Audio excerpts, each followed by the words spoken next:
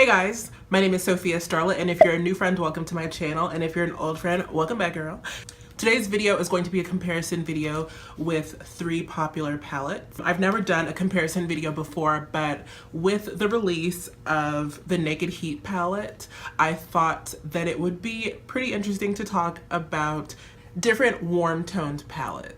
When I first saw the Naked Heat palette, it instantly reminded me of Modern Renaissance. I feel like Modern Renaissance is just kind of like the grandmother of warm palettes. So I really just wanted to compare these palettes. Also, when I saw the Naked Heat palette, it really kind of reminded me of the Sweet Peach palette as well. Maybe that's crazy to some of you guys, but I thought that if I saw this comparison, some of you guys might have seen it as well. So I really wanted to kind of discuss, give you guys some swatches, show everyone just a couple of things that I've noticed. So if you're interested in seeing what I have to say about these 3 little ladies right here, then keep on watching because it's coming up next. But before we get this started, don't forget to subscribe to my channel, subscribe to my channel, and hit that notification button, just hit that notification button. It's right down there. All right, let's get started.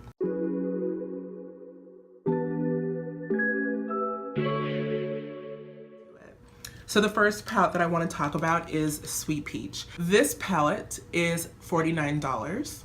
That comes out to about $2.70 per shade. There's 18 shades in the palette. The palette contains 6 mattes, 10 metallics, and 2 shimmer shades. Each shade is 0.03 ounces. It does not come with a brush, but it does have a nice, good sized little mirror. This palette does smell like peaches, which some people are violently opposed to. It doesn't really bother me. I'm not really that sensitive to smells, especially smells that are like fragrant and flower-like. This just doesn't bother me. Of the other 2 palettes that I'm going to be comparing in this video, this one has the largest range of shadows. Like, it seriously goes from light to dark, pulling in a couple of purples, greens, and a little blue that's a questionable blue, and a couple of nice browns as well.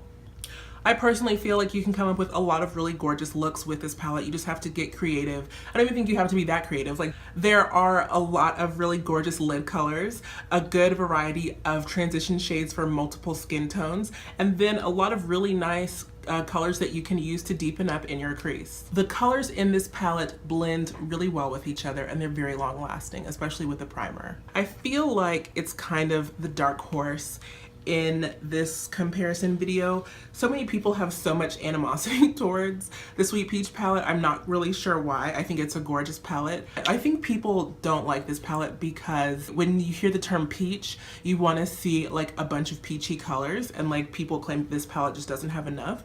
But when the designer of the palette, Jared Blandino, was describing it, he said that the palette is supposed to encompass all different colors of a peach, and so it's not just like the peachy pinks, it's also like the ripe peach pit, or the peach bruises, like when a peach gets bruised it gets really dark, and just like the entire colors encompassed in a peach, and I can really appreciate that. Also, I think these colors just really call to me, and they're beautiful. One thing I really love about this palette is that the colors are very buildable. So you're not being overwhelmed with pigment. You can build up the pigment as much as you need, and I think that that's really helpful when it comes to creating a look, especially if you are a beginner with makeup. I also think that these palettes blend like a dream. I really can't stress that enough. I feel like they practically blend themselves. Talk Derby to me is just a color that I really don't like. It's supposed to be like a shimmering dark violet or something, but the payoff just is not there. Like when you actually swatch it, like what is that? It's awful. But aside from that, it's well worth the money that you would pay for it. I think it's a really great palette to go as like a one-stop shop for your eyeshadow. If my house caught on fire and all of my makeup burned down to the ground and my insurance gave me more money to replace all of the makeup that I lost, I would rebuy this. Next, I'm going to be talking about Modern Renaissance. This palette retails for $42 and it comes with 14 shades. It has 10 mattes and 4 shimmer shades. So it's like $3 per shade, which is pretty good.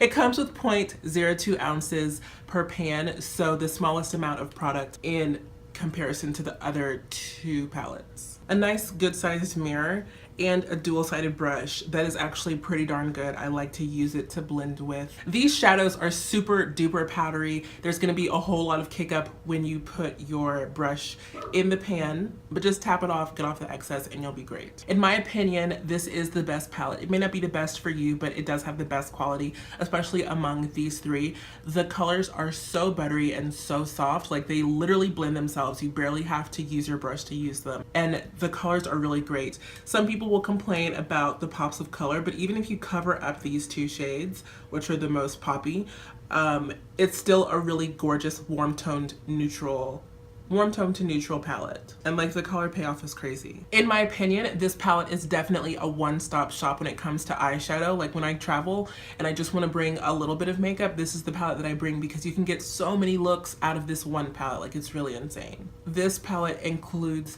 several different transition shades for different skin tones. It has a nice amount of brow bone highlights. I would say that this palette is very beginner friendly because the shadows blend themselves. It's also really good for girls like myself who work in a professional setting and want to have, you know, eyeshadow during the workday, but also want to have a professional look. I feel like you can't necessarily get that or get as many looks with the other two palettes. I've tried and I just haven't been able to do it. So take that for what you will. I definitely have to say, if all of my makeup went up in flames, I would repurchase Modern Renaissance. I'm tempted to repurchase Modern Renaissance now, and it's not even like in bad shape. Just to hoard it in case anything ever happens to this one, I'll have another one on deck. That's how much I love this palette, and I think that it's like an all-encompassing palette. Okay, so let's talk about the Naked Heat palette. This palette is $54. It has 12 shades, and each of the shades has 0.05 ounces per pan. This palette has 3 mattes, 4 metallic shades, and 1 like shimmer satin color. So this has actually the most amount of product out of the 3 that I'm comparing, and I guess that's why it's the most expensive too. This palette includes a double-ended brush with synthetic fibers and a really huge mirror. Like I really love working with this mirror because I can see like my entire face. In my opinion, this is definitely the best palette out of the Naked eyeshadow collection. This palette is really just for people who are obsessed with the Naked eyeshadow collection or are just eyeshadow collectors and really just love a good aesthetically pleasing warm toned palette. I don't think this is really like a one-stop shop for an eyeshadow palette. Like when I use this, I still tend to reach for other colors to complete the look. It doesn't really have a good brow bone highlight or a good like inner tear duct highlight. Like I always reach for Modern Renaissance when I'm looking to highlight my inner tear duct when I'm using this to do a look. Cayenne and He Devil are just so similar to me. I honestly feel like they kind of dupe themselves. And this palette, I would really have loved to have like a hot red color. I think that like when you think of heat, you just think of red, and I just would have liked to have, En Fuego is kind of a bricky red color, but I really would have just liked to have a nice red, like the one that's in Modern Renaissance. And then Ashes is a color that I have a really hard time blending, which really sucks because it's the color that I tend to reach for the most when I'm trying to deepen up a look, but it's just very chalky and I found it to be very hard to blend. I have to say, if my Naked Heat palette went up in flames, I don't think I would repurchase it just because it's really pretty to look at. It does have some pretty looks, but I just don't think that it's really that unique to buy twice, especially for $54. Y'all couldn't throw in like a red or a hot white metallic shade. Like I really feel like that was a missed opportunity. It's still a really beautiful palette. I just don't think that it's worth $54 and I wouldn't repurchase. The main reason that I purchased this palette is for these two colors, Lumber and Scorched. And I already have eyeshadow colors that are very similar to those anyway. So now I'm going to show you guys a couple of comparisons from all 3 palettes that I feel like are very similar shades. They kind of dupe each other just in color and quality.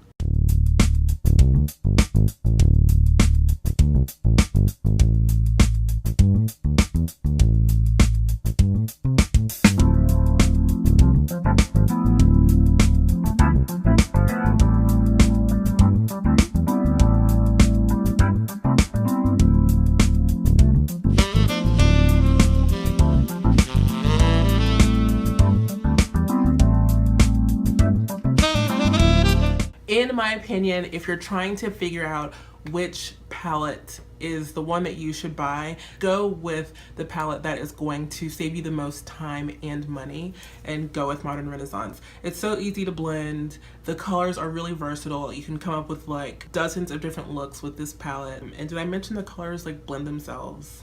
That's really important. Also, you can wear it all year long. Plus, you can wear it to the office. If you haven't seen already, I have a series called 5 Days 1 Palette where I do different work looks using this. If you're looking for a palette that just screams springtime and really lets you build up your colors and gives you a large range of shadows, definitely pick up the Sweet Peach palette. I think it's a really good purchase, especially for the money, $49 and 18 shadows. I mean, you can do the math there.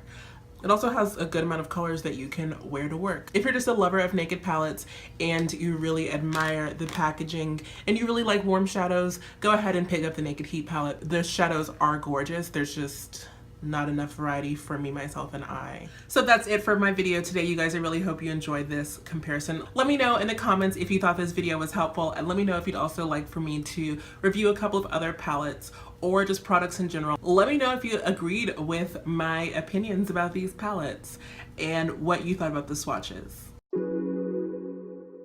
If you are just a lover of naked